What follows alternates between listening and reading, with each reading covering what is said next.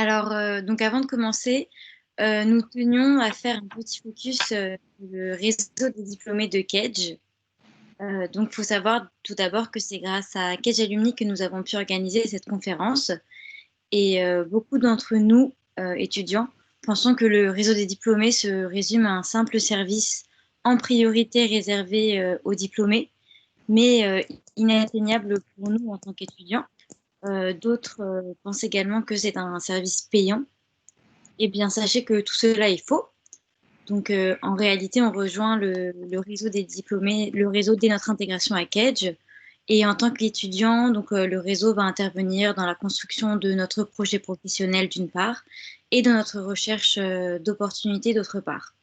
Donc, pour faire court, faire partie de ce réseau, c'est pouvoir compter sur plus de 68 000 anciens élèves qui sont passés par les mêmes étapes et les mêmes difficultés que nous.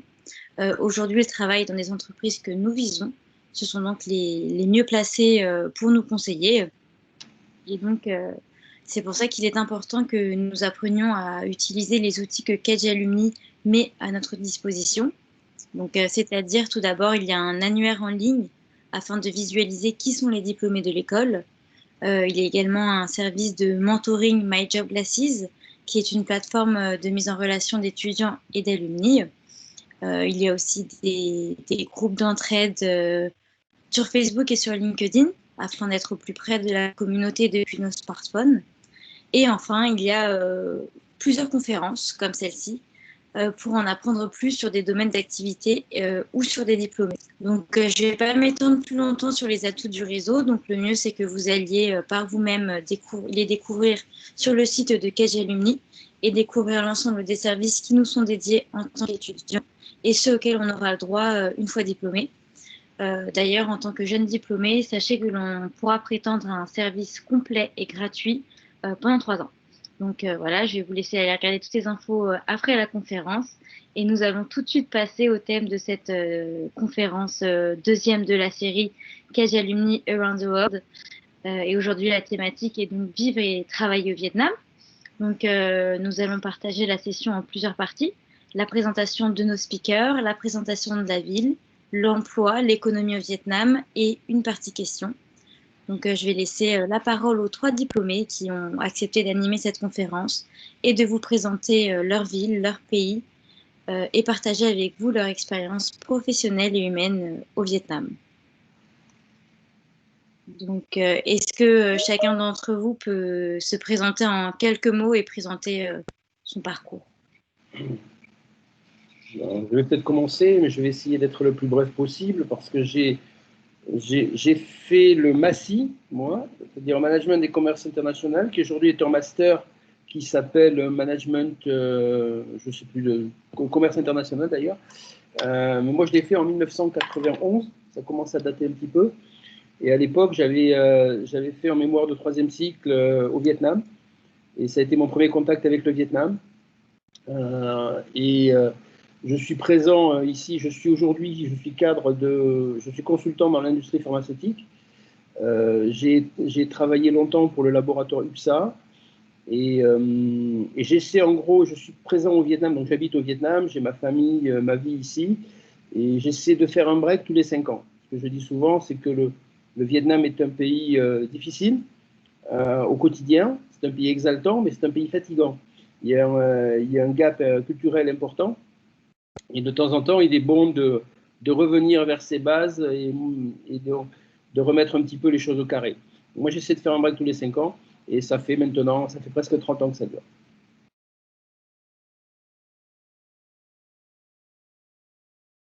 J'enchaîne alors. Bonjour à tous. Je m'appelle donc Adrien. Je suis au Vietnam depuis août 2012. Je suis arrivé ici en stagiaire. J'ai toujours travaillé dans le recrutement, donc dans les ressources humaines. Je suis rentré dans une entreprise anglaise qui s'appelle Robert Walters, que vous devez certainement connaître en France. Donc ça, c'était en mars 2013 et je suis devenu country manager donc, de la filiale Vietnam en 2017. Donc ça fait maintenant 3 ans que je m'occupe de toutes les opérations ici. Je suis venu ici accompagné de ma petite amie qui s'appelle Ornella, qui est également diplômée du MASI, comme moi et donc comme Vincent, donc de l'année 2013. Nous sommes aujourd'hui mariés et plutôt bien installés ici. Et donc, nous sommes tous les deux professionnels et travaillons ici depuis maintenant 8 ans. Voilà.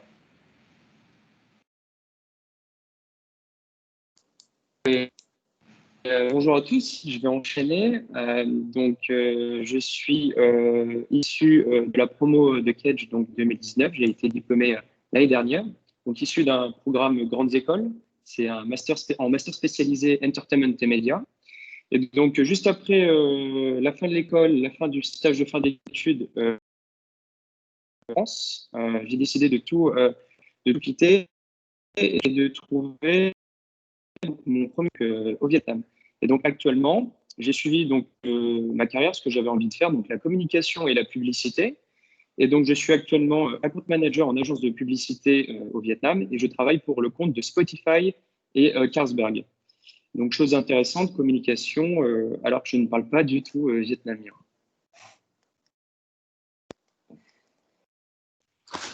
Merci à vous trois pour cette présentation. Et donc, on va passer tout de suite à la deuxième partie qui est la présentation de la ville. Donc, voilà.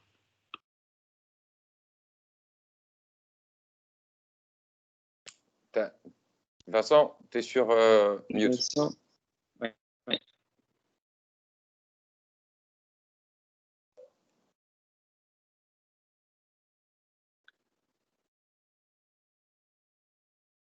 Non. Toujours pas. Toujours en mute. Ça devrait bouger. Ah, c'est bon. Ouais. Voilà. Donc, c'est bon, je vais reprendre ici. Donc, la présentation du Vietnam. Globalement, géographiquement, le Vietnam, c'est en Asie du Sud-Est. C'est juste au sud de la Chine. On est limitrophe du Cambodge, du Laos, de la mer de Chine du Sud.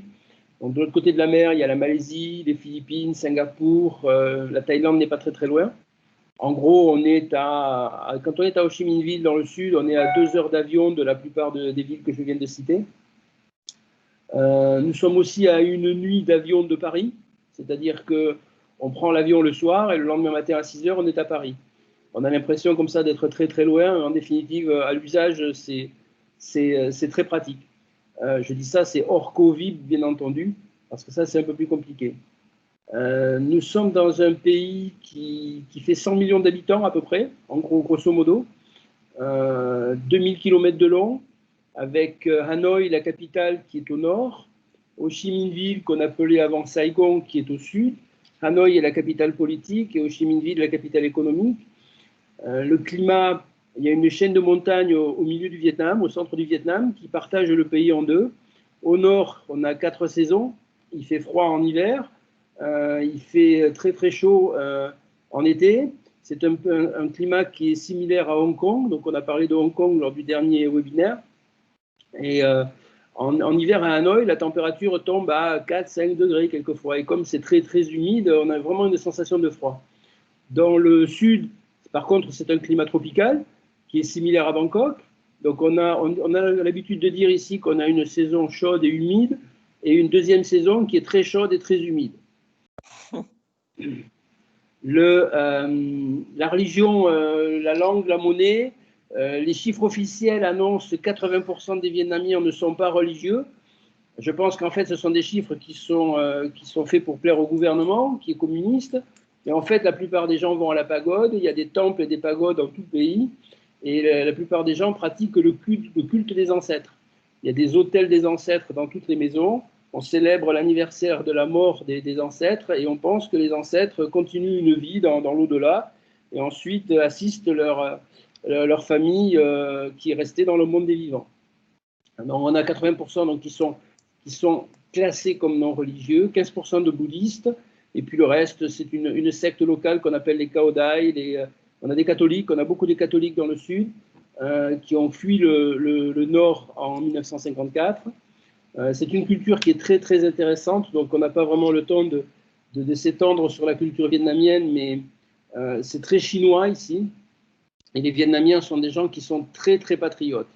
Et particularité des Vietnamiens, c'est qu'ils aiment vraiment, vraiment tout ce qui est étranger.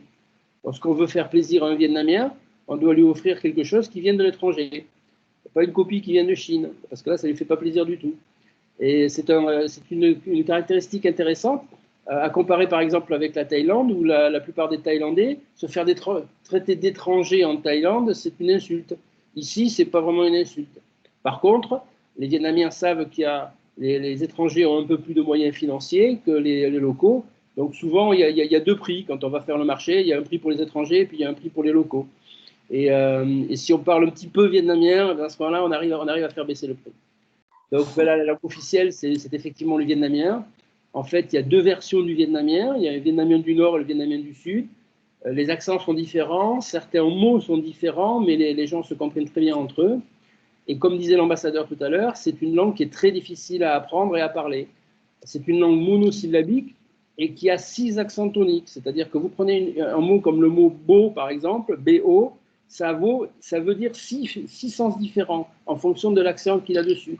Et comme on n'a pas l'habitude de prononcer les accents, on fait très rapidement des erreurs et ça fait beaucoup rire nos amis vietnamiens. J'ai un ancien collègue ici qui, lui, quand il est arrivé ici, il parlait déjà 6 langues. Il arrivait de Thaïlande où il avait appris le thaïlandais.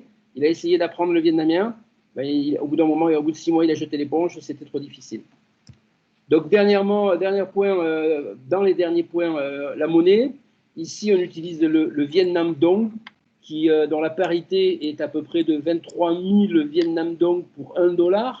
C'est-à-dire qu'ici, on parle facilement de millions, on parle de milliards au niveau des salaires, au prix des maisons, etc. Et sinon, les Vietnamiens, eux, utilisent le dollar et utilisent de l'or quand ils veulent acheter des maisons ou des choses comme ça. Dernier point, le transport. Une particularité du Vietnam, c'est le pays des 2 roues. C'est la première des choses qu'on voit quand on arrive à Ho Chi Minh Ville ou à Hanoï. On sort de l'aéroport et on voit des millions de mobylettes dans les rues, de motos. Il y a d'énormes embouteillages dans les villes. Il faut savoir que les routes à l'extérieur des villes sont très dangereuses.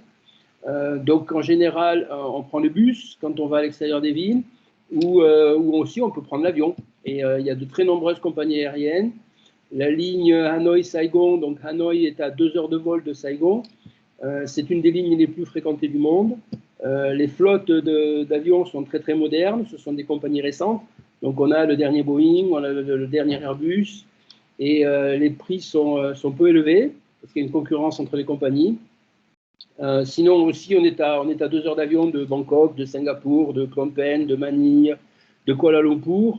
Et puis donc pour les week-ends, ben souvent on peut aller à Bangkok, on peut aller dans ces endroits-là, à Singapour, ou alors tout simplement on peut rester au Vietnam, comme fait Adrien en ce moment, où il est au bord de la mer. Et toute la côte du Vietnam, et en fait sur toute la côte du Vietnam, toute l'Asie vient en vacances aujourd'hui au Vietnam. Voilà, je laisse la parole à Alexandre qui va parler d'autre chose. Alors, pour juste effectivement rajouter quelques points qui ont été évoqués, je vais revenir rapidement. Effectivement, le transport, quand vous allez être amené à vivre à moyen ou long terme au Vietnam, et plutôt dans les grandes villes, par exemple Saigon, vous allez être amené à vous déplacer en 2 roues, que ce soit par un taxi 2 roues, ou alors votre propre moyen de locomotion, donc moto ou scooter. Et ça me amène à un point qu'il faut faire très attention, parce que ce soit en dehors des villes, la route et les règles sur la route sont très souvent ne sont pas respectées, donc les accidents peuvent arriver facilement, ce qui aussi amène à réfléchir, si vous voulez venir au Vietnam, quelque chose de très important à ne pas négliger, c'est l'assurance. Donc le côté assurance qui est très important. Là, vous pouvez être très bien accompagné par la France. Donc il y a par exemple le comité des Français à l'étranger, je veux dire la CFE, et aussi d'avoir des complémentaires. Donc, chose qui, quand vous aurez envie de venir ici, est-ce qu'on le souhaite, c'est effectivement de penser aussi à cette question d'assurance de tous les jours, quand vous vous déplacez, quand vous voyagez à l'intérieur du pays. Sinon, après, par rapport à ça, au niveau des loisirs, vous allez trouver de tout. Je pense que vous allez pouvoir retrouver les loisirs que vous avez l'habitude de pratiquer, que ce soit du tennis, du football, du basket, de la natation, et aussi vous allez aussi trouver toutes sortes d'autres loisirs, notamment qui va être autour des sports de combat qui se développent pas mal ici. Vous avez de toutes sortes. Ensuite, rapidement sur la nourriture. Donc, je ne connaissais pas du tout la nourriture au Vietnam. J'avais une très mauvaise idée avant de partir. Et au final, c'est-à-dire, pas une mauvaise image, mais j'avais pas la même idée de ce que ça pouvait être. Je vous rassure tout de suite, c'est très très bon. Il y a de tout. Donc, c'est très différent du nord au sud, que ça peut être les mêmes plats, les saveurs peuvent être différentes. Vous allez pouvoir facilement trouver à manger de partout, un tuteur dans les street food. Et pour vous donner un ordre d'idée, vous pouvez aller dans un street food ou alors dans un restaurant, vous allez manger très bien, ça peut varier, vous pouvez manger de 4 euros à 10 euros. Et 10 euros, c'est quelque chose qui est très, très, très, très sympa. Et donc voilà, après très rapidement, je vais faire une ligne rapidement sur la vie. Je vous partageais mon expérience sur la vie le coût mensuel que peut être le Vietnam, donc Saigon. Donc premièrement pour le logement, donc je suis en colocation dans une résidence. Pour rapidement, la chambre va me coûter 250 euros, mais tout compris, c'est-à-dire électricité, Internet, accès à une piscine, accès à une salle de sport. Vous allez pouvoir trouver des logements qui vont être plus locaux, donc vietnamiens, dans différents districts, et donc qui seront aux alentours de pareil d'une chambre. Une chambre pour une personne va être environ 250 à 350 euros, tout compris. Pour la nourriture, comme je vous disais, moi en moyenne, je dois manger 2 euros par repas et des très très bons repas, donc des soupes, etc. Ensuite, l'allocation budget pour la sortie, les loisirs. Donc, si vous souhaitez consommer, sortir, d'aller en boîte de nuit, d'aller en bar, de faire des événements culturels, c'est des choses aussi qui vont être relativement peu chères par rapport à la France. Mais attention, mine de rien, vous allez être amené à vouloir plus consommer que d'habitude. Donc, c'est ça aussi ce que vous pouvez vous faire avoir aussi au Vietnam. C'est-à-dire que c'est très facile de manger, de bien manger, de consommer en bar. Et du coup, ça va vous amener peut-être aussi à consommer plus. Donc, faire attention à son budget dans la même occasion. Et puis voilà, je crois que j'ai fait rapidement le tour des autres éléments sur la vie au Vietnam. Juste quelques points là-dessus aussi, parce que c'est vrai que en arrivant, en étant fresh grad, il y a de ça 8 ans, tout ce qui est F&B, c'est quand même vachement développé. Enfin, Ho Chi Minh, Hanoï, je connais pas énormément, mais Ho Chi Minh est aujourd'hui la ville quasiment en Asie du Sud-Est où beaucoup de gens viennent pour faire la fête, pour bien manger, etc. Donc c'est vrai qu'en tant que jeune, c'est clairement un endroit où il y a clairement de quoi faire au niveau de la fête après pour les week-ends, etc. Donc ça c'est top. Après je suis vraiment d'accord avec Alexandre au niveau du management des coûts. Aujourd'hui, on connaît pas mal de gens qui sont capables de vivre avec 500 ou 600 dollars par mois. Maintenant, c'est vrai que ça peut partir vite aussi. Dans un bar typique un peu trendy en ville, vous pouvez avoir un cocktail à 7-8 euros. Après, c'est vrai, vous pouvez aussi avoir une bière à 1 euro en bas du building. Donc, c'est vraiment encore une ville où c'est vraiment possible de pouvoir vivre pour pas grand-chose, mais il faut vraiment manager son budget assez serré. Au niveau de la langue, je ne sais pas, Vincent, quel est ton niveau de vietnamien après 30 ans? Le mien, après 8 ans, est naze, hein, clairement. Je suis capable de me balader, de pouvoir négocier, etc. Maintenant, c'est vrai que le fait d'être, sans que ce soit une excuse, mais marié avec une Française, ne favorise pas forcément l'apprentissage. Maintenant, pour mettre dans le contexte professionnel, ça n'a jamais été une vraie barrière. Que ce soit au niveau de mes entretiens, moi perso, ou en tout cas au niveau des entretiens que je peux faire passer à pas mal de gens. Parler l'anglais est clairement indispensable. Maintenant, parler le vietnamien, moi sur mes 8 ans, j'ai connu 3 Français qui ont été capables de le parler très très bien et félicitations, et c'était plus un intérêt personnel. Maintenant, c'est vrai que quand il s'agit de prendre la moto ou partir en voyage un peu dans les campagnes vietnamiennes, bon, c'est sûr que c'est top de pouvoir parler la langue. Maintenant, aujourd'hui, c'est pas complètement indispensable. Voilà. Et au niveau des transports, la moto, clairement, les taxis sont là énormément.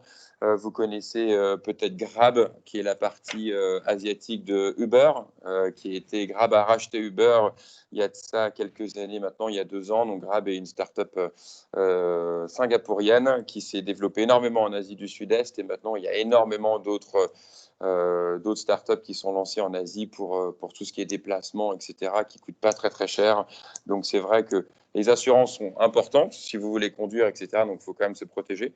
Maintenant, au niveau des déplacements, maintenant on reste vraiment dans une ville qui est hyper avancée au niveau équipement tech, digital. On est vraiment bien équipé. Donc tout reste accessible. Merci à vous trois pour toutes ces informations. Donc, on va rapidement passer, parce qu'on a un petit peu débordé, on va rapidement passer à la troisième partie, qui est la partie sur l'emploi. Tu veux commencer, Alex? Yes, je vais commencer. Je pense que ça va peut-être parler à tous les étudiants dont ont l'intention de rechercher leur premier emploi à l'étranger.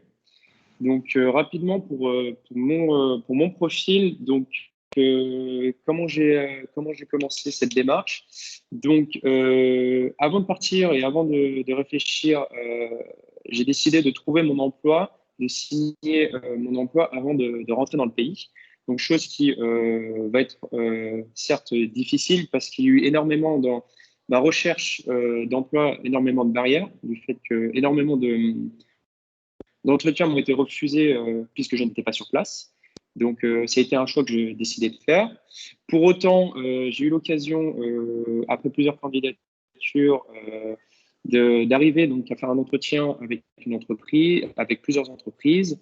Et je suis parti sur le format où je suis parti avec d'abord 3 mois de probation, c'est-à-dire de partir 3 mois au Vietnam, travailler pour l'entreprise 3 mois, et de voir si tout se passait bien, si je devais rester ou non.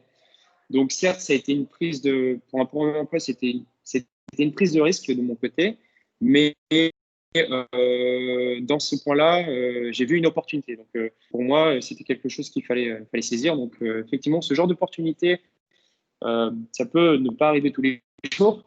Donc, je me suis dit, on tente l'expérience, et du coup, ça s'est bien passé. Très rapidement, le format, comment je me suis pris, j'ai eu l'occasion de travailler avec une entreprise qui a été créée par un ancien de l'école, qui s'appelle candy.fr.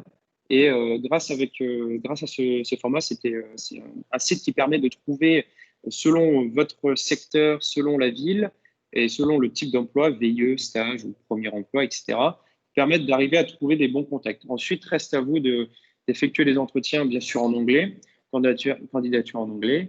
Et puis voilà. Quelques mots aussi du coup, parce que c'est vrai que j'étais arrivé moi à l'époque à peu près dans le même contexte. Je suis arrivé en stagiaire, donc en stage de fin d'études dans une agence japonaise de recrutement. Que ce soit ma femme ou moi-même, on a tous les deux trouvé via candidature spontanée, application directe. Il n'y avait pas forcément d'annonce de stagiaires. On a fait pas mal de bouche à oreille, un peu de LinkedIn qui est de plus en plus efficace quand même au Vietnam. Et c'est vrai que c'est quand même assez accessible. L'ambassadeur nous disait que c'était un pays très orienté entrepreneuriat. Et je pense que c'est un peu le message moi, que j'aimerais faire passer à tous ceux qui nous écoutent. C'est à vous un peu d'entreprendre votre début de carrière.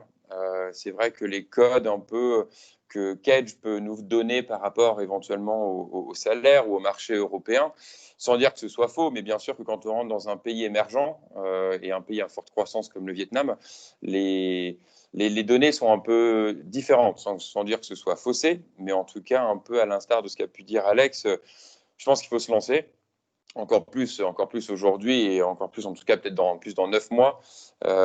C'est un pays donc à forte croissance, c'est un pays où les opportunités de carrière et professionnelles sont clairement présentes, beaucoup plus que dans beaucoup d'autres pays en Asie du Sud-Est. Donc on parlait de Singapour, Hong Kong ou la Thaïlande. Aujourd'hui, le Vietnam représente quand même clairement le vrai gros potentiel en termes de carrière et en tout cas économique et qui crée un énorme bassin d'emploi. en Asie du Sud-Est.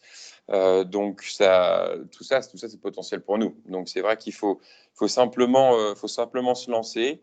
Le job idéal qu'on va peut-être avoir en tête à sortie d'école ou en tout cas à Bac+4 ou en tout cas 5e année en se disant bon ben voilà je vais travailler dans je pense qu'Alex c'est un peu l'exception qui confirme la règle travailler en marketing ou en com bon ça marche donc c'est très bien je pense qu'il faut le noter.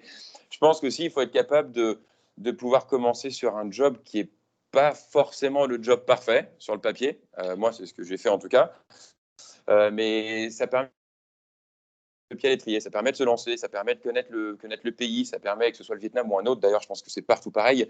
Et ça permet de pouvoir s'adapter aussi tranquillement et d'avoir un petit peu moins de pression à se dire, mais voilà, moi, je voulais chercher vraiment ce poste-là idéalement, ça ne vient pas, du coup, ça crée des frustrations, on veut faire les choses trop vite et au final, on voit peut-être le côté négatif du Vietnam, alors que c'est quand même un pays qui est exceptionnel, où on peut avoir une croissance professionnelle, en tout cas, si je parle pour moi, que j'aurais jamais pu avoir ailleurs. Passer de consultant à country manager en 4 ans, c'est clairement quelque chose qui n'aurait pas pu arriver dans n'importe quel pays. Je pense que c'est une question de timing, évidemment, mais je pense que ça va continuer. Le Vietnam reste hyper potentiel et à forte croissance. Donc, je ne sais pas si Alex ou Vincent voulaient rajouter, ou alors je vais continuer après. Simplement un petit mot au niveau de la croissance. Oui. Le Vietnam, cette année, devrait faire à peu près 6% de croissance, malgré le Covid. C'est-à-dire que certains secteurs se sont effondrés, comme le secteur touristique, comme les voyages, mais la consommation intérieure est assez forte, forcément. 100 millions d'habitants, ça consomme. Ces gens-là ont de plus en plus de pouvoir d'achat. Et donc, ça tire la croissance de tout le pays. C'est un pays, je disais souvent, c'est un pays qui était... et l'ambassadeur mentionnait que sur son premier poste, il s'était mis des objectifs en matière de timing. C'est ce que tu viens de dire, Adrien, aussi. C'est-à-dire que quand on arrive ici, les échelles de temps ne sont pas les mêmes. C'est-à-dire qu'il ne faut pas se donner 3 mois pour faire ceci, 3 mois pour faire cela. Il faut prendre d'abord ce qui arrive. Il y a une opportunité, on la prend. Une fois qu'on est sur place, on peut attendre et puis on peut être en bonne position pour trouver une autre opportunité. Et ça fonctionne comme ça au niveau des affaires aussi. Et par contre, il y a énormément d'opportunités qui passent une fois qu'on est sur place. Il y a une chose qui me semble très importante, c'est que peu importe quel domaine on fasse, on n'en est pas en France ici. C'est-à-dire qu'ici, on travaille beaucoup, on travaille tout le temps. Il n'y a pas de barrière, par exemple, entre la vie privée et la vie professionnelle. On peut tout à fait travailler les dimanches, on peut travailler les samedis, on peut travailler le soir. Ça arrive, ce genre de choses. Et il y a une autre chose aussi qui est très importante, c'est que peu importe ce que vous fassiez, soyez compétent. Si vous n'êtes pas compétent, les Vietnamiens vont vous exploser en vol assez rapidement. Ouais, pour prendre un peu le lien là-dessus, clairement, pour mettre un peu les choses en perspective, et je pense que monsieur l'ambassadeur l'a fait clairement comprendre, le Vietnam ne va pas nous attendre. Elle ne nous a pas attendu et ne nous attendra pas. Et il va très bien se débrouiller sans nous. Donc, si vous voulez en faire partie, il faut venir. Je pense qu'aujourd'hui, c'est encore possible de pouvoir trouver des postes par cooptation ou par contact de manière générale à distance. Maintenant, c'est clair que l'aventure d'Alex ou la mienne, en tout cas, ça arrive encore. Maintenant, c'est vrai qu'il y a beaucoup de gens qui vont être du coup au Vietnam et sur le marché, donc vietnamiens avec de fortes compétences techniques, qui seront physiquement présents ici. Maintenant, on parle tout ça vraiment de la bulle un peu étrangère. Maintenant, tout ce qu'on regarde un petit peu plus au niveau des locaux, encore une fois, on va avoir fort affaire à une concurrence locale qui est en train de monter en puissance. Robert Walters, nous, dans le recrutement, on va faire à peu près 350 recrutements par an pour différents clients. Donc, on va travailler sur à peu près 1200 à 1400 postes. Sur l'ensemble de ces postes-là, on parle de 95% de postes dédiés à des Vietnamiens, donc la nouvelle classe moyenne, qui vont gagner à peu près entre 2005 et 3500 $ par mois. Donc, on parle vraiment qu'on commence à avoir une strate de middle managers vietnamiens qui vont clairement rentrer en concurrence avec nous. Maintenant, c'est vrai que par rapport à ce que Vincent pouvait dire, être compétent clairement et encore plus au niveau d'avoir des compétences techniques, parce que c'est vrai que tout ce qui est langue, communication, etc., c'est vrai que du coup, en Asie, c'est peut-être des choses qui sont un petit peu moins reconnues. Maintenant, dans ce qui est business, avoir des stages avant ou en tout cas avoir de vraies compétences techniques, ou en tout cas pour tout ce qui est ingénieur également, ce sont des secteurs qui seront clairement porteurs, parce que c'est un pays qui se développe tellement rapidement qu'au final, il y a beaucoup plus de jobs et d'opportunités que de candidats qualifiés. Donc, il faut chercher ces compétences en dehors du Vietnam. Donc, ça peut être nous, éventuellement, ou ça peut être les Vietnamiens internationaux que monsieur l'ambassadeur a mentionné avant, donc les Viet Q, qui reviennent assez fortement en ce moment. Le Vietnam a un pouvoir d'attractivité fort. Donc, tout ça, voilà, créer un espèce d'écosystème assez fair, je pense, pour donner la chance un peu à tout le monde, et encore plus la chance à ceux qui vont prendre le risque, qui vont se bouger et qui vont prendre le job qui ne sera pas forcément idéal au début, mais en tout cas, les choses vont aller vite. Les revues de salaire, donc ça fait partie un peu des questions. Donc, les contrats un petit peu qu'on peut avoir, donc les contrats de stagiaires sont en général un peu faits à la maison, on va dire. Les boîtes les font un peu de manière un peu à l'arrache, donc il y a un peu de tout, on va dire. Les pièges à éviter, clairement, je pense qu'il faut savoir si on est payé en brut ou en net. Est-ce qu'il y a d'autres avantages qui sont fournis, donc au niveau des assurances ou des assurances maladie? Est-ce qu'en termes d'étrangers, est-ce qu'on est pris en charge au niveau de la résidence? Donc, est-ce qu'on a un vrai permis de travail? Est-ce qu'on a une carte de résident également qui est fournie par l'employeur ou non? Tout ça sont des choses que vous pouvez éventuellement avoir dès le début ou pas. Moi, personnellement, je ne l'ai pas eu et je n'avais pas de carte de résident dès le début. À savoir qu'aujourd'hui, la réglementation se durcit au Vietnam et c'est aujourd'hui illégal de travailler sans work permit ou donc sans carte de résident. Est-ce que ça veut dire que ça n'arrive pas? Non. Est-ce que je vous conseille de le faire? Non. Est-ce que ça veut dire que vous pourrez peut-être trouver des postes qui ne seront pas forcément aussi propres que ça? Oui. Est-ce que ça veut dire qu'il faut éventuellement pas y réfléchir et les considérer? Je pense que tout peut se considérer si vous avez une passion et en tout cas vouloir venir ici. Au niveau des salaires, Alex, on a parlé un petit peu avant. Je pense qu'aujourd'hui, vous pouvez vivre avec 500 ou 600 euros par mois, clairement, avec un loyer. Les loyers sont aujourd'hui, si vous faites le ratio coût de la vie, loyer, c'est clair que le Vietnam est cher parce que vous allez payer une chambre à 250-300 $. Ça peut vite représenter 40 à 50% de votre salaire. Maintenant, c'est vrai que la partie flexible du cash que vous allez pouvoir faire par mois va très, très vite augmenter. Donc, c'est vrai que les revues de salaire à l'européenne ou française n'existent pas forcément ici. Je pense qu'ici, nous, on fait pas mal d'études quand même manuelles. Donc, à changement de poste, en moyenne, en tout cas, le tissu des managers vont être capables de pouvoir avoir des augmentations entre 20, 25 jusqu'à 30% en changement de poste, ce qui crée de toute façon pas mal de challenges pour tous les managers pour garder vraiment un espèce d'équilibre salarial dans les équipes. Et les revues de salaire annuelles, on a une inflation qui varie quand même pas mal autour de 4%. Je pense qu'on devrait être autour encore de ça à peu près cette année. Donc, il y a des revues de salaire annuelles qui sont autour ça va dépendre des entreprises, mais c'est pas rare d'avoir des revues de salaire autour des 10% par an. Donc, je ne vais pas créer d'attentes qui ne vont pas forcément arriver, mais disons que chaque année, c'est clairement possible d'avoir des revues et des augmentations de salaire assez fortes par rapport à ce qu'on peut voir en France. Voilà. Est-ce qu'il y a peut-être Alex ou Vincent, est-ce que vous avez d'autres choses à rajouter par rapport à ça?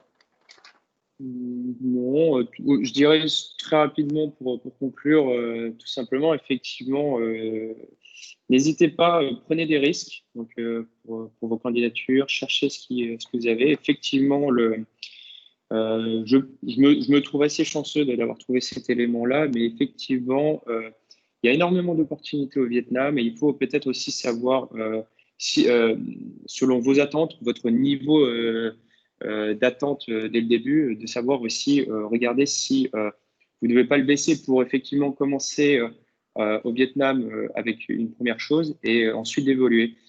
Et je reviens là-dessus, je confirme, l'évolution est très rapide. C'est mon premier emploi, donc je suis arrivé déjà d'entrée dans mon entreprise en tant que account executive senior.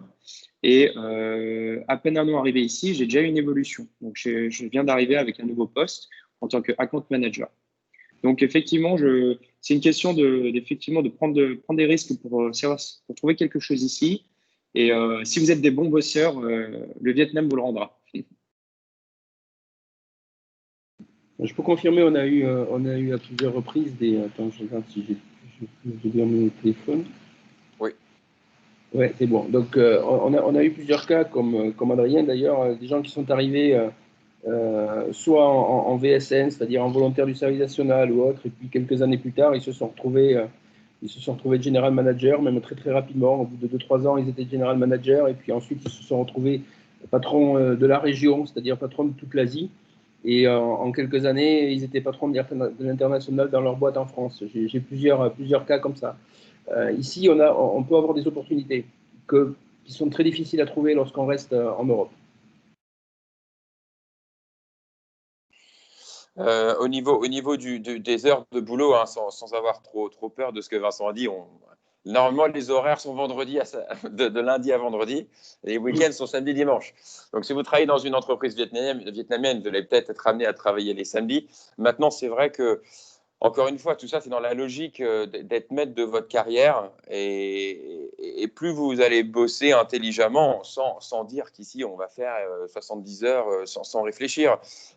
C'est à peu près la même approche qu'en France. Mais c'est vrai que il y a une sélection naturelle qui se fait assez rapidement. Et si vous vous plaisez dans votre boulot, que vous bossez bien, vous montez bien, vous avez une tête assez bien faite et que vous aimez ce que vous faites, vous allez de façon progresser. Et de façon plus rapidement qu'en France. Et l'apprentissage que vous allez avoir sera quelque chose que vous n'aurez pas en France, vous n'aurez pas en Europe, mais voilà, ce sera vraiment quelque chose d'autre. Et en tant que recruteur, personnellement, c'est vrai que moi, quand je vois des candidats ou même des jeunes diplômés qui ont une histoire à raconter et qui sont capables d'élaborer un fil conducteur et un fil logique de leur carrière et de leur démarche professionnelle, tout marche. Donc, c'est vrai que quoi que vous fassiez, tant que les blocs et les phases professionnelles que vous allez avoir s'embriquent d'un point de vue logique et que vous avez une vision professionnelle, tout fonctionne. Tout fonctionne et c'est probable que vous allez vous aurez peut-être un petit peu moins de cash au début dans un pays émergent au Vietnam que peut-être sur le papier en Europe, mais en tout cas, comme a dit Vincent, le pays vous le rendra, ça c'est clair, et vous allez bien vous amuser ici, vous allez découvrir une nouvelle culture. Pour voyager, c'est hyper simple, il y a des aéroports partout. Et donc voilà, donc c'est vrai qu'il y a d'autres choses que vous allez pouvoir avoir ici aussi. Et au niveau de la compréhension et des différences culturelles également, travailler en Asie reste quelque chose d'assez unique. Voilà. Merci beaucoup. Vous avez déjà commencé Continuons. la partie sur l'économie au Vietnam. Vous en avez déjà un peu parlé. Donc, est-ce que vous avez quelque chose de plus à rajouter à ce sujet? Vincent, si tu veux commencer, ou je peux Alors, y oui, aller, non, sinon comme tu veux. j'ai vu dans les questions qui passent, il y a quelqu'un qui pose des questions si on veut s'implanter sur le plus long terme. Si on veut venir avec famille et enfants, est-ce que c'est un problème? Bon, moi, j'en suis à ma deuxième famille. Et quand je suis arrivé il y a longtemps avec ma première famille, c'était effectivement un problème où on ne trouvait pas grand-chose sur le Vietnam. Mais aujourd'hui, on trouve absolument de tout. L'école française est absolument remarquable. Elle est un petit peu excentrée parce que la ville est grande, mais c'est un établissement magnifique avec des profs de qualité. L'établissement de Hanoï est aussi bon. Et je pense que les enfants sont tout à fait heureux enfin, les parents sont heureux de scolariser leurs enfants dans ce genre d'endroit. Donc de ce côté-là, il n'y a pas de problème. D'un point de vue santé, il n'y a pas de problème. On n'est pas obligé de faire des vaccins particuliers pour venir au Vietnam. lorsqu'on a des pépins de santé, un accident ou autre. Comme je disais en introduction, on est à une nuit d'avion de Paris, donc c'est facile. Et en même temps, il y a d'excellents établissements de santé, il y a des hôpitaux, que ce soit ici, à Ho Chi Minh, à Hanoï aussi, ou alors à Singapour, à Bangkok, tout est vraiment très très bien. Donc c'est fini le Vietnam des chapeaux coniques et des cyclopousses. On est vraiment dans un pays qui est complètement ouvert sur le 21e siècle ici, et c'est vraiment un prix très confortable. Pour parler un peu de la croissance aussi du Vietnam et des secteurs d'activité, donc le Vietnam a été très rapidement un pays en termes d'une plaque un peu de production qui a été une alternative à la Chine, en tout cas. Donc pas mal d'entreprises aujourd'hui délocalisent au Vietnam.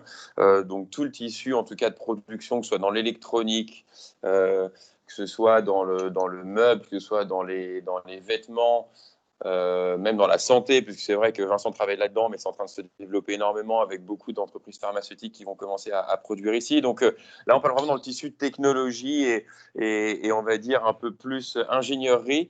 C'est un secteur qui explose, clairement. Tout ce qui est tech, digital, c'est un pays qui se digitalise énormément. Aujourd'hui, le taux de croissance d'un Facebook, d'un YouTube, aujourd'hui, je crois que YouTube est le taux d'usage et aujourd'hui, Vietnam, je crois que c'est le troisième plus gros utilisateur de YouTube au monde, je crois. La croissance et la pénétration de Facebook a été ahurissante. C'est pas que du bon, personnellement. Moi, je pense que les choses vont du coup très très vite et il y a un impact, en tout cas, on va dire social, qui, à mon sens, pour la nouvelle génération vietnamienne, peut être négative parce que du coup tout le monde est équipé de smartphones mais tout le monde quoi, même les gamins dans les ascenseurs, enfin c'est assez ahurissant. Donc je pense qu'il va avoir un impact assez dangereux sur cette nouvelle génération. Maintenant d'un point de vue opportunité professionnelle et business, la tech et le digital au Vietnam est clairement en train d'exploser. Donc tous les gros arrivent ici. Le Vietnam est très fier de son drapeau et de son pays. Donc, il y a énormément de start-up vietnamiennes qui sont en train d'exploser. Il y a énormément de belles success stories vietnamiennes qui sont en train de sortir. Donc, ça fait un lien un petit peu sur vos éventuelles attentes, on va dire, au niveau pro. Faites vos recherches et si vous voyez que vous avez des boîtes qui peuvent vous plaire, n'hésitez pas à nous contacter, à nous envoyer un mail ou à aller sur LinkedIn. Et c'est vrai que si vous voyez qu'il y a des boîtes qui sont en pleine expansion, mais vous ne connaissez pas, parce que voilà, l'Asie reste assez déconnectée de pas mal des US ou en tout cas de l'Europe, il peut quand même y avoir des opportunités. C'est vrai que les grosses boîtes vietnamiennes sont en général assez ouvertes à avoir des profils étrangers. On va parler de la partie adaptation après. Par contre, voilà, ça peut être un petit peu plus compliqué de s'adapter dans une structure complètement vietnamienne et avoir des fois des collègues internationaux et européens ou français, ça peut aussi aider. Donc, mais ça, c'est les points qui viennent après. On a parlé de la croissance, donc pays en très forte croissance. Donc ici, a priori, il n'y a pas... et ça va durer. Donc, même en année de crise, c'est très positif. On peut enchaîner, je crois. Alors, on a eu pas mal de questions de la part de nos invités, donc je vais laisser Guillaume prendre la main Okay. pour poser les questions du chat. Voilà. Oui, donc nous avons beaucoup de questions. Donc, si nous n'arrivons pas à toutes les traiter, nos 3 animateurs ont accepté d'y répondre par LinkedIn, donc n'hésitez pas à les contacter. Donc, je commencerai par une question pour Vincent. Donc, il a été demandé si l'évolution plus rapide en Asie permet d'obtenir des postes équivalents en Occident. Donc, si l'expérience est reconnue de la même manière en Occident qu'en Asie. Alors, je pense que le parallèle est difficile à faire en matière d'expérience, parce que justement, l'expérience professionnelle ici est difficilement transposable, on va dire, aller en France ou en Europe occidentale. Par contre, comme disaient tous les deux tout à l'heure, Alexandre et Adrien, on peut très rapidement se retrouver allez, on va dire, à 25 ans ou à 30 ans, avec un poste à responsabilité de plusieurs dizaines de millions de dollars, chose qui arrive rarement en France quand même. Donc transposer cette expérience-là en France, ça me semble un peu difficile. Il y a un autre point qui est un petit peu difficile aussi, c'est que les habitudes de travail ici sont complètement différentes de ce qu'on peut connaître en Europe. Les méthodes de travail, la rapidité de réaction, la rapidité de décision, l'absence, c'est pas un bien d'ailleurs, hein, l'absence de procédures administratives ici, qui sont quand même beaucoup plus lourdes en France, donc c'est difficilement transposable. Si aujourd'hui, moi, je devais revenir en Europe occidentale, je sais que ça me serait très difficile. Parce que ce que j'ai vécu ici en matière d'expérience professionnelle est quasiment pas transposable en France. Sauf si je rentrais dans un poste qui était en connexion avec l'Asie. Disons, sur un siège central d'une entreprise, et avoir un poste à l'international basé sur l'Asie, à ce moment-là, mon expérience est transférable. Mais sinon, c'est plus compliqué, effectivement. Ou bien, il y a l'opportunité de faire carrière dans un groupe international. Et à ce moment-là, ouais, il va y avoir au bout d'un moment des opportunités qui vont se passer au siège, et puis ensuite, la carrière continuera ensuite ailleurs. C'est clair. Maintenant, c'est vrai que si aujourd'hui on met dans le contexte du webinaire d'aujourd'hui qui est fresh graduate, ou en tout cas avec 1 ou 2 années d'expérience, arriver à fin vingtaine, trentaine, c'est vrai qu'il est possible et ce serait top d'avoir ces responsabilités que Vincent vient de détailler. Après, c'est vrai qu'à équivalence égale, ça sera compliqué d'avoir quelque chose exactement pareil. Maintenant, c'est possible de se dire, bon, ben voilà, aujourd'hui, j'ai 28, 29, 30 ans, j'ai quand même appris énormément de choses. Retournons en Europe, ça va peut-être demander de faire un petit step down en termes de peut-être de job title ou en tout cas de responsabilité. Mais en tout cas, vous allez revenir, l'accélération que vous allez pouvoir avoir, vous n'allez pas revenir à zéro en Europe. Vous allez peut-être redescendre un peu. Et si moi, aujourd'hui, je dois retourner en Europe, j'accepterai ça. Mais en tout cas, je serai toujours plus haut que le poste que j'aurais pu avoir si j'avais fait toute ma carrière en Europe. Donc, c'est à comparer aussi.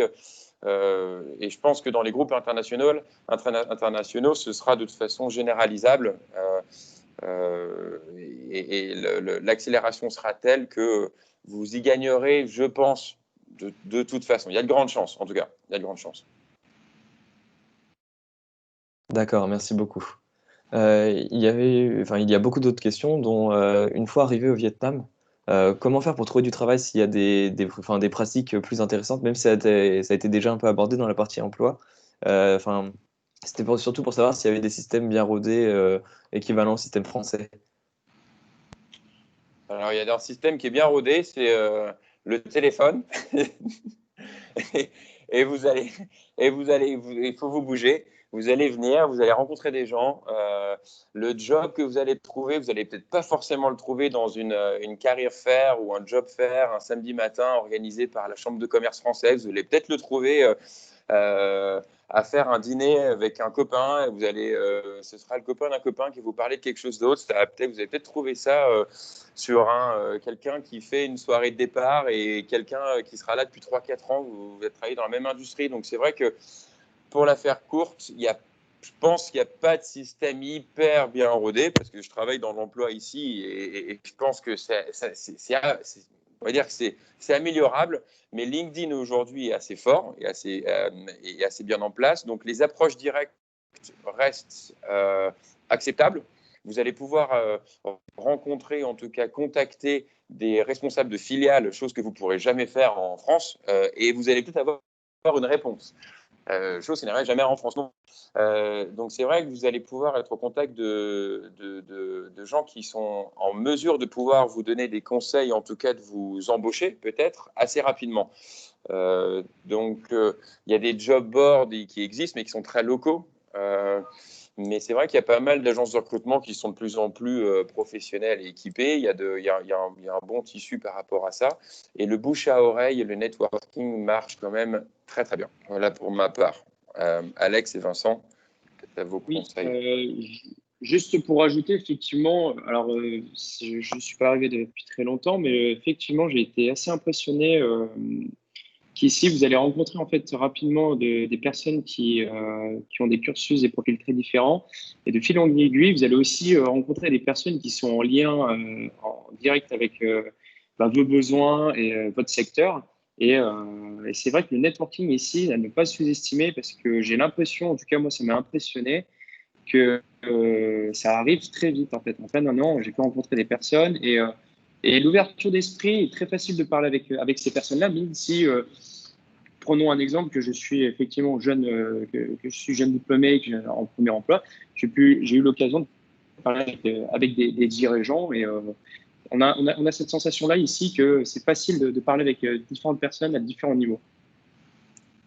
Par exemple, au niveau des Français, en gros, sur Ho Chi Minh Ville, on va être quoi, 8 ou 9 000 personnes, 8 ou 9 000 Français sur Ho Chi Minh Ville. Ça veut dire qu'on est dans un village de 8 ou 9 000 personnes. Ça veut dire qu'au bout d'un certain temps, tout le monde se connaît, avec la facilité d'approche d'un petit village de 8 ou 9 000 habitants. Et les inconvénients d'un village de 8 ou 9 000 habitants, d'ailleurs. Aussi. Ça va avec. D'accord. Merci beaucoup. Alexandre, vous avez abordé donc, les prix qui peuvent être assez bas, mais est-ce que les salaires rendent la vie plus aisée ou les salaires dépendent aussi des prix? Enfin, ça revient à peu près à la même chose qu'en France. Alors, si j'ai bien compris, effectivement, c'est un point que j'ai pu aborder, mais que Adrien aussi. Même le premier, je dirais même le premier emploi que vous pouvez trouver ici, ou même sous le format stage rémunéré, effectivement, il est très facile de vivre. Et quand j'ai dit de vivre de manière aisée, c'est-à-dire que vous aurez l'occasion effectivement d'effectuer quelques sorties, de manger dehors, d'être dans un logement convenable et d'avoir un transport. Donc, et ça à coût raisonnable. Mais aussi, le point qui est abordé, c'est que vu que tout est accessible de base, c'est-à-dire l'exemple d'abord de prendre une bière dans un super rooftop qui va être plus cher ou une bière qui est dans un petit street bar, c'est là où aussi il faut faire attention à ces dépenses. C'est que vous pouvez être amené en fait vous-même, c'est d'avoir votre propre standard qui va légèrement en fait augmenter. En disant, je peux avoir facilement accès à un service de haute qualité moins cher qu'en France, parce que vous allez directement comparer avec les prix en France. Donc, vous dire, ce service-là, il est déjà moins cher de base en France, je peux l'avoir ici. Donc, vous allez facilement être amené à vouloir utiliser ces services-là, peut-être plus que d'habitude, et c'est vrai que ça peut vous rattraper. Mais de base effectivement, en tant qu'en entrée, en stage ou en premier emploi, vous pouvez très facilement vous faire plaisir au Vietnam, que ce soit dans les loisirs, le voyage, le transport, la nourriture et tout ce qui est autre service extra, cinéma, bowling, etc. Et après, encore une fois, effectivement, tout dépend si vous allez être amené à vouloir plus consommer que d'habitude parce que c'est facile d'accès. Les salaires restent adaptés au marché local aussi. Oui, clairement. Jusqu'à un certain point, jusqu'à un certain niveau, en tout cas, d'expérience.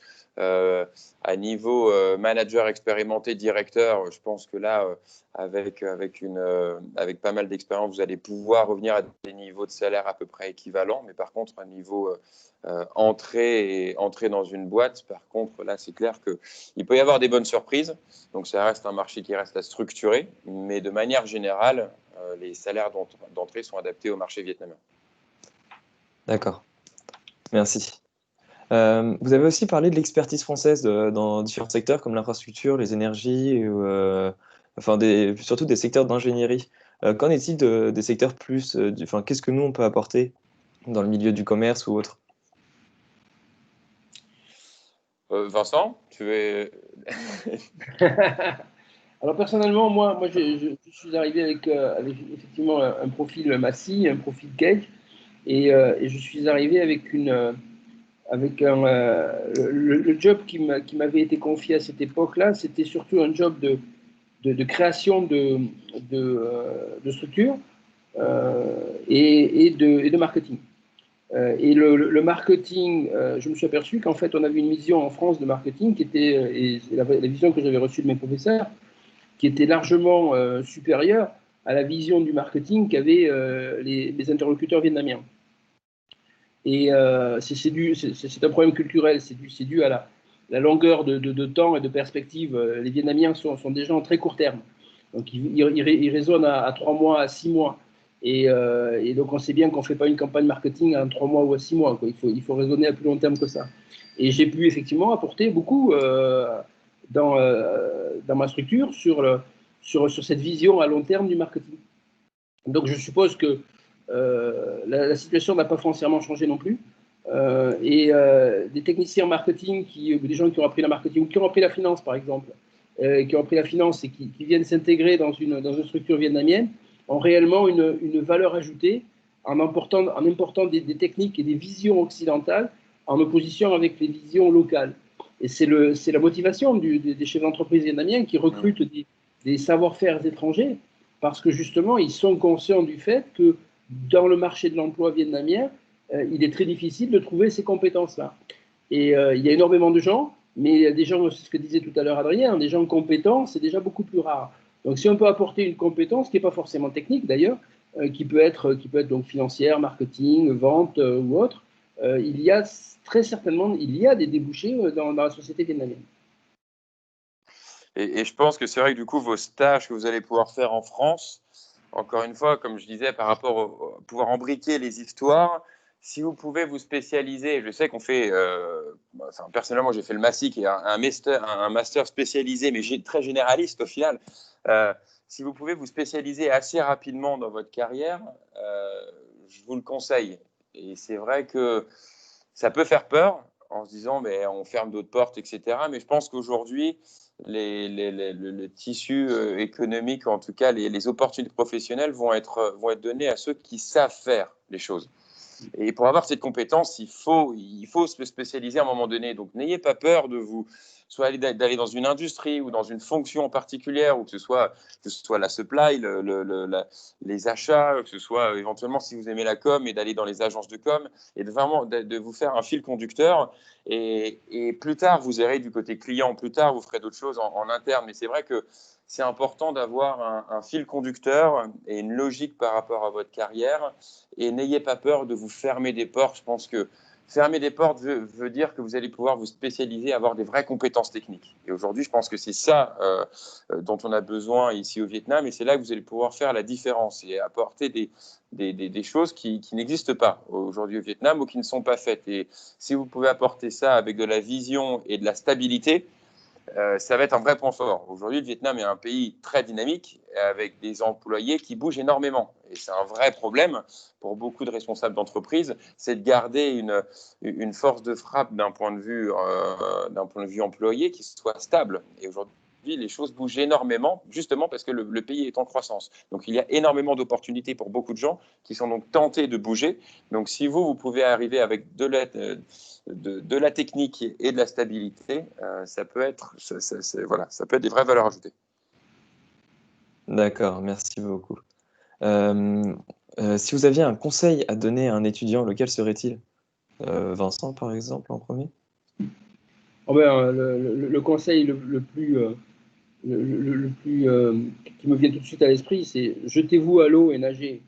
Et apprenez à nager en vous jetant à l'eau. Ils ne vont pas vous manger ici, de toute façon.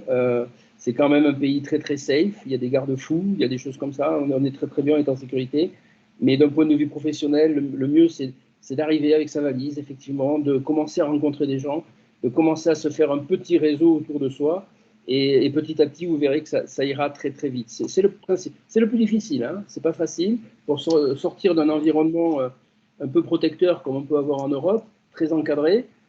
Ici, c'est un petit peu la frontière. Ici, c'est un peu le Far West, mais ça fonctionne très très bien. Et Adrien a dit à plusieurs reprises, on peut avoir beaucoup de joie ici en prenant un certain nombre de risques. Et ils ne sont pas très grands, les risques. On se jette à l'eau et on nage. C'est le premier des conseils.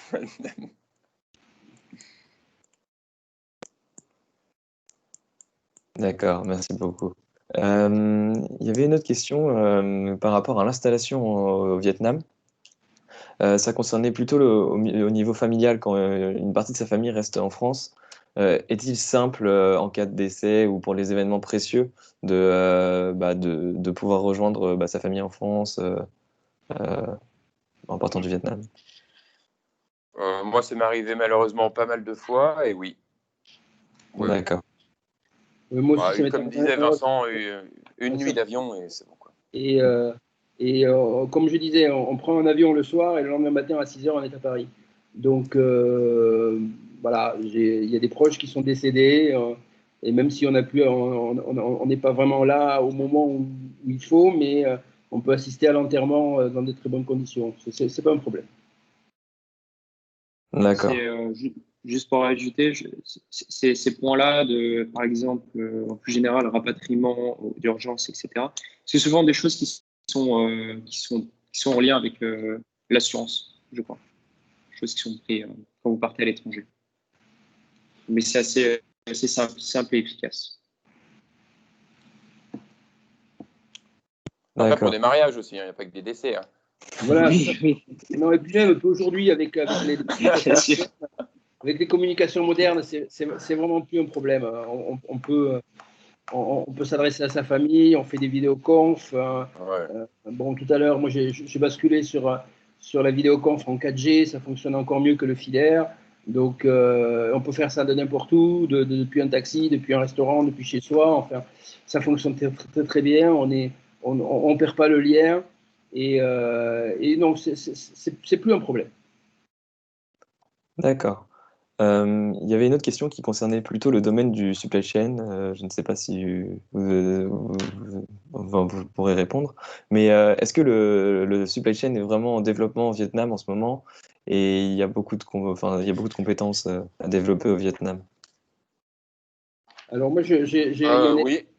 bah, Vas-y, Vincent, vas-y. oui, j'ai un exemple de quelqu'un qui est arrivé il y a une quinzaine d'années ici, qui, pareil, premier emploi, etc. Il a monté son entreprise spécialisée dans le supply chain. Et ma foi, aujourd'hui, il vit très, très bien. Non seulement il a développé son entreprise au niveau du Vietnam. Le Vietnam est un pays de 2000 km de long.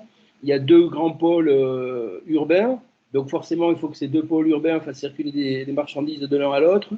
Et puis le développement qu'il a connu depuis le Vietnam, il a pu très rapidement l'étendre en Indonésie, en Malaisie, etc. Aujourd'hui, il est à la tête d'une entreprise assez sympathique. Donc, c'est lui. Alors lui, par contre, pourrait parler parce que c'est vraiment un spécialiste de la supply chain. Ouais. Et Julien. je sais qu'il utilise des outils qui sont vraiment top, des outils d'intelligence artificielle, de mapping sur Google. Ça, il est vraiment très, très en avance. Et ça fonctionne très, très bien. Alors, attendez, hop. Oui, je confirme, en lien avec le développement extrêmement fort de tout le tissu manufacturier au Vietnam. Si on produit au Vietnam, il faut éventuellement, déjà, il faut le distribuer sur le marché local. Donc, c'est 100 millions d'habitants au Vietnam avec une consommation locale qui est en train d'exploser, avec une moyenne classe qui est en train de grandir chaque jour. Ou alors, il faut l'exporter. Donc, il faut l'exporter, il faut de la supply aussi. Donc, j'avais quelques copains de l'ISLI qui étaient venus ici, notamment qui s'étaient établis pendant un moment. Et c'est vrai qu'il y a la supply. Et je pense qu'aujourd'hui, si je regarde un peu les diplômes de Kedge, c'est certainement celui où, en tout cas, la fonction où là, vous allez pouvoir trouver un job, c'est sûr. Parce que vous êtes presque technicien déjà. Donc, c'est vrai que il y a très forte chance de pouvoir trouver un boulot ici et de pouvoir bien vous amuser d'un point de vue pro dans pas mal d'industries. D'accord, merci beaucoup. Bon, il y a beaucoup de questions et on arrive à la fin du webinaire. Donc, on ne va pas pouvoir répondre à toutes les questions, mais nos trois alumni se tiennent à votre disposition sur LinkedIn pour y répondre. En tout cas, merci d'avoir suivi cette conférence. On remercie encore Monsieur l'ambassadeur de nous avoir honoré de sa présence. Et merci à nos 3 animateurs, Adrien, Vincent et Alexandre. Le prochain webinar, Cage Around the World, le jeudi 5 novembre et aura lieu à Amsterdam. Merci beaucoup et à bientôt. Et je vous souhaite un bon courage à vous en France. Merci. Ouais, bon courage.